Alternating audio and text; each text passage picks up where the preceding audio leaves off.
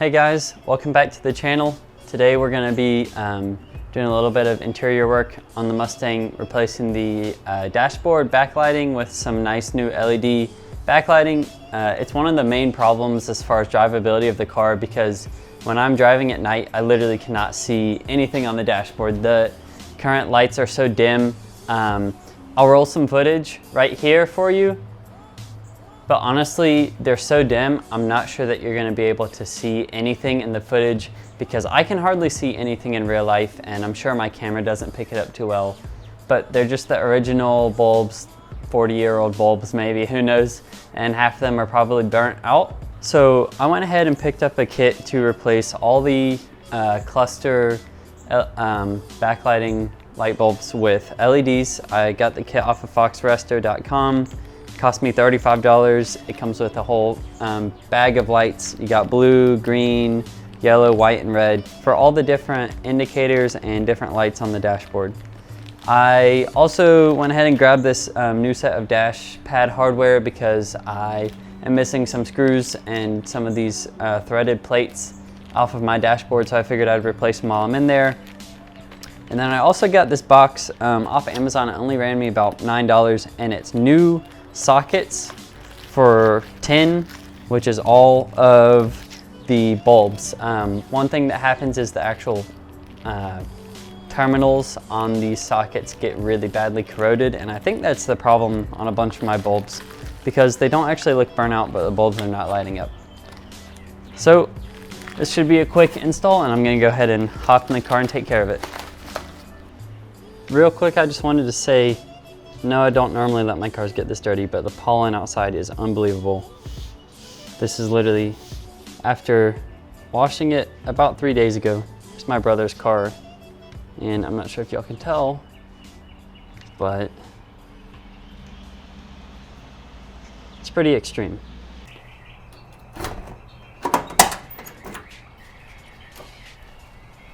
So now that we're in the car, I was gonna go over real quick with y'all what tools you'll be needing for this install. Thankfully, all you need is this. Phillips head. Might not be able to see it. Probably, let's see, it'll say. Number 2 Phillips head is what I'm using. It works pretty good to not strip the screws out. And this is the only tool that you need. You may want to grab a small flathead screwdriver. It can be helpful in just pushing the clips on the back of the plugs will make it a lot easier, and you don't have to get your fingers up in there. I still got a cut on this finger right here from last time I did this, cutting my finger when I was just pulling it out to look at it. So let's go ahead and get started. First thing you're gonna do is just remove these 3 screws along the top here.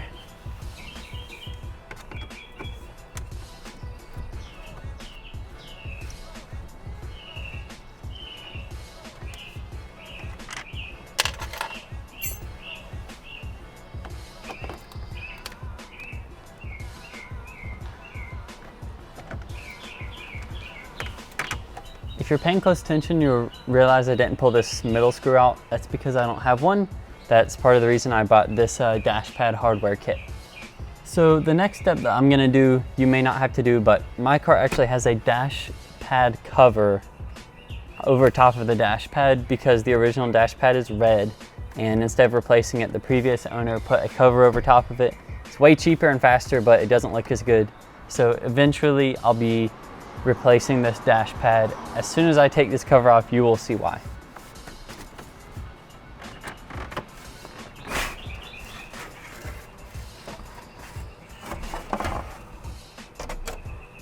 So now that I have these 3 screws out and I've got the dash pad cover off, I'm gonna go to taking off this tack off of the steering column.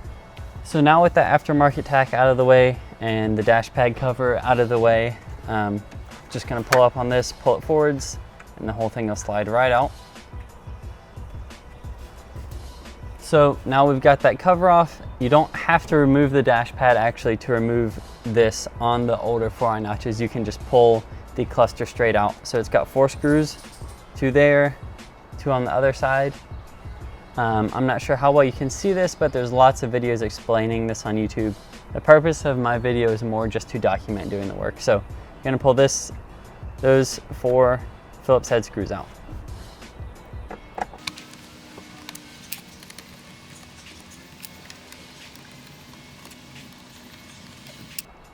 So now with these 4 Phillips head screws out, you're ready to pull your cluster out. You're gonna have to unclip the speedo cable and the 2 connectors off the back of the dashboard. So I'm gonna take you guys over to the other side to get a better view of that. So now that I've got you guys on that side, you may be able to see better. I've got these 2 screws out, 2 on the other side. So what you're going to want to do is hold this left side of the dash cluster in place and pull this right side out. At that point, you're going to be able to reach behind, pull the speedo cable off. So it has one clip that you press, pull it, and it'll come right off. Now you're going to be able to move it a little bit further. Tilting it this direction helps slide along the steering column. If you don't want to scratch your steering column, you may want to put some tape over it or something to prevent scratching. So you're going to reach your hand all the way back in here, reach your hand up and over, and you're going to find the second plug. Press both pins at the same time, pull, and it'll come unplugged. The hard part is pressing both pins at the same exact time and pulling straight off. If you press one pin, say the left or the right one, and pull, it's gonna tilt the plug and you're not gonna be able to get it to pull out. And you'll have to push it back, feel it click, push them both simultaneously, pull it straight out and it'll come out. And doing this requires a lot of finger strength. The first time, I probably spent 30 something minutes trying to get these 2 plugs out because I did not have the finger strength to push those plugs. However, there is a shortcut or a modification you can make that I'm going to show you that will significantly make that easier. So now that you have your middle clip, which runs diagonally in this area, unplugged, you can push the cluster back towards the dashboard, holding this right side in, and then pull the left side over here out towards you. Okay, so now that I've got you guys over on this side, you should be able to see more clearly. I'm gonna push this right side back in, pull this out and up. I'm gonna use one finger on this side of the clip, this finger on this side, and just squeeze them together. Oops, maybe it'll work better if I use different fingers. Squeeze them together. You may have to move these out of the way, however is best for you. Like I said, on the other side, this might require a lot of finger strength. However, I'll show you the trick that I use to make it a little bit easier.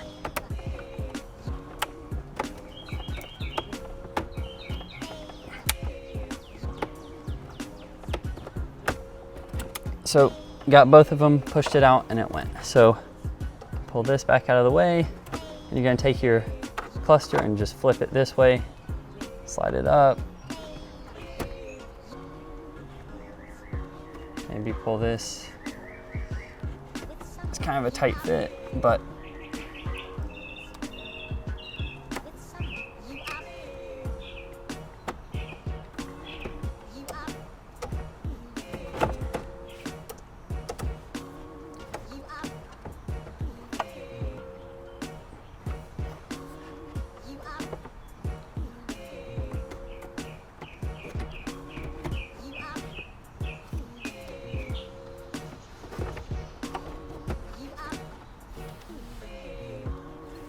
so earlier I said you may not have to remove this dash pad. However, it will make it a lot easier snaking this cluster out if you just pull this screw here. So once you've got this top left screw pulled out, your whole dash pad will be a lot more flexible, able to bend it up here. So I'm gonna tilt this forwards, pull it out underneath that, keep it tilted forwards, and you've got it out. So real quick, I wanted to show you guys what I did in order to modify these clips to make them easier to remove. So here's what you're actually working with. And it's got these 2 prongs on either side, and you've got to depress them both like that simultaneously and pull the plug straight out. However, these require a lot of force to depress fully, and so I figured that I would take my Dremel tool. You could probably do the same with a file or just a normal handsaw. And what I did was cut slits in the back of each of those. So what I did is go ahead and cut slits in the back of each, being careful not to cut through the middle. However, I removed material on either side in order to make it much easier to depress this clip. Because of there being less material, it requires less force to bend it, and so it makes it very easy to squeeze them both. However, it still clips in just as well and holds the plug in place very nicely. So that's just a quick tip that it has actually really helped me a lot, and doesn't seem to have any negative consequences. All right, so now that I've gotten the dashboard out of the car, I went ahead and brought it inside just for better filming and not to get any kind of dust inside of this thing. So I've got a box here, just set a towel on top of it so that I don't scratch the lens up. Although it is already very badly scratched right there. I don't know if you can see it, but you know, let's just be safe anyways. So what we're looking at right here is the back side of the dashboard. You can see that it's actually a printed style circuit board. So you can actually trace the circuits just by looking at them. Like you've got the tachometer here, and all of these black plugs are your bulb sockets. So it's very easy to take these out. All you do is take them, turn it that much counterclockwise, pull it straight out, and there's your bulb. So once again, all you have to do is come in here, turn it, pull it straight out. Turn it, pull it straight out. So I'm gonna go ahead and get all of these pulled out, and then we'll start putting LED bulbs in.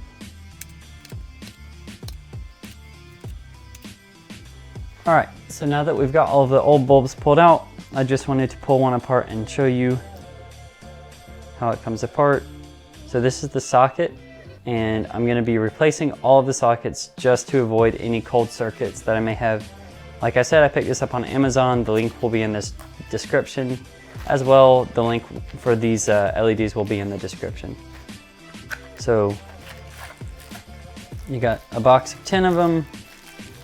Take it out, and you can see that they're exactly identical. However, the copper on the new one is way shinier and a lot less corroded looking. So these will go in the same way the old ones came out. A little bit stiffer, which is good. That means that it's making a better connection. So there are two reasons I decided to go with the Fox Resto kit. Firstly being that the Fox Resto kit uses bulb style LEDs, which is very important.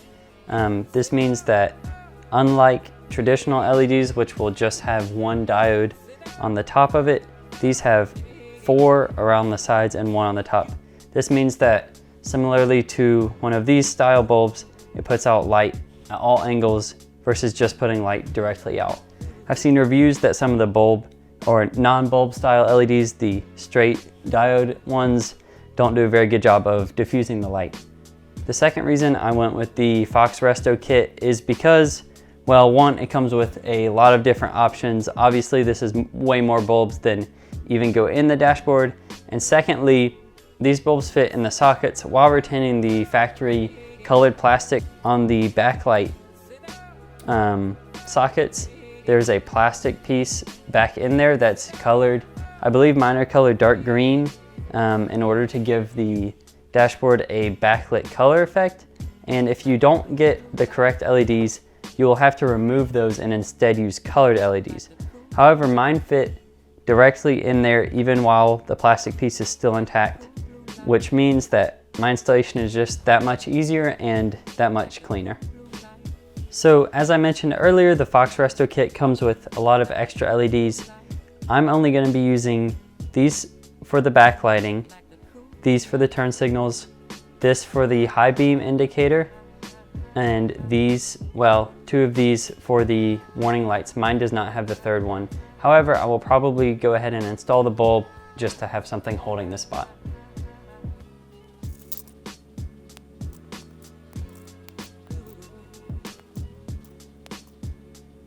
So now that I have all these bulbs in their corresponding sockets, this is all the ones I have left over. All of the yellow ones I won't be using, 1 extra white and 1 extra red as well.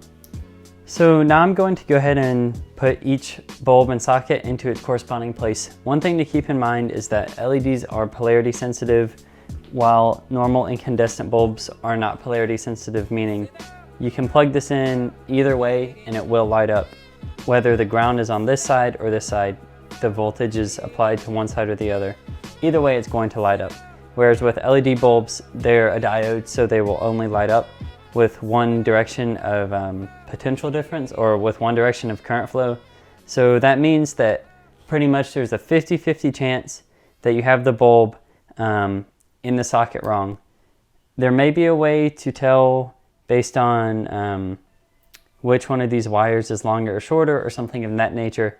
But for me, I'm just gonna go ahead and plug them all in, put them on the dashboard, plug the dashboard into the car, turn it on, take note of which ones are wrong, take them out, and all you have to do is literally flip it 180 degrees, plug it back in. So I'm just gonna go with that method instead of trying to spend so much time figuring out which ones are, which direction they need to be and tracing the circuitry on the board. I'm just gonna go ahead and put them all in there and see which ones light up. All right, so now that we've got all the sockets and bulbs ready to go, I'm gonna go ahead and throw in these into these 5 spots there for the backlight. These 2 are gonna go turn signals. This is the high beam indicator, and then these 2 for your sensor lights.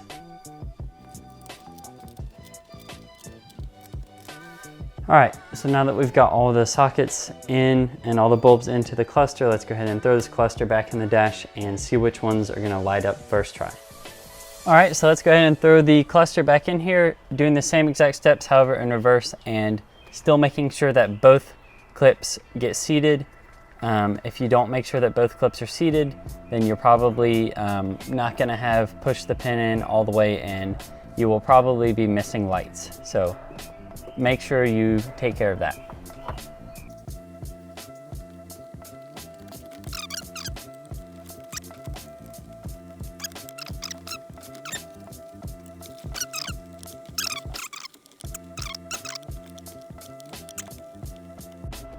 So it sounds like we got both of them. And I'm going to hold off on the speedo cable for now because I'm probably going to have to pull this whole thing back out anyways, due to the fact that I'm not sure if I got all of the bulbs in there correctly. So go ahead and put power onto the car. This is the light switch. Pulling it out, one goes to parking lights, pulling it out all the way goes to full lights, and then turning this dims or brightens the backlights of the LEDs. Going all the way turns on the dome light. So obviously it's going to be very hard to tell anything with the car off. However, I can tell you I can already see some light coming through the back of it even in the daytime, so that's a very good sign. So what I'm probably going to do is wait for the sun to set a little bit, get a little bit closer to being dark out, and then I'm going to turn the car back on and see which lights are coming on, which lights are not coming on. Pull this out one more time, flip the ones that are not coming on 180 degrees, plug them back in, and then I should have everything ready to go. All right guys, so actually what I did was go ahead and grab a blanket from inside and throw it over my head and kind of cover off any outside light, and that way I could see which LEDs were on and which ones were not. Initially I had this upper left backlight one backwards and both of the turn signal ones backwards and the brake light backwards. So like I said, it's kind of just luck of the draw however many you get backwards, but it was simple. I just pulled it out, pulled those plugs, flipped them 180 degrees, plugged them back in, and now they all work great. So I'm gonna go ahead and throw everything back together using this new dash pad hardware kit that I got from FOXBODY, and kind of throw in some of the holes for some of these missing screws that I've got. So before I put everything else back together, one quick note, remember reconnect your speedo cable, make sure both the cables are plugged in correctly. It would be a real shame to put the whole thing back together just to forget that. So make sure everything you've got back there is plugged in, and then first we're going to put these 4 in.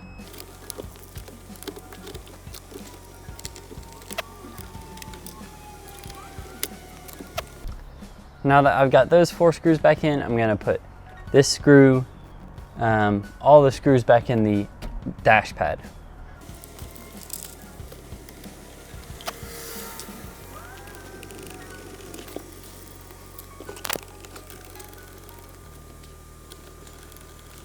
So now that I've got the dashboard securely screwed in, using this new hardware kit to replace all the missing screws, I'm going to reinstall the cluster cover.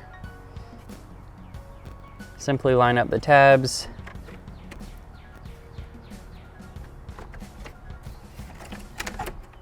And drop it down. There it goes. And throw the screws into that.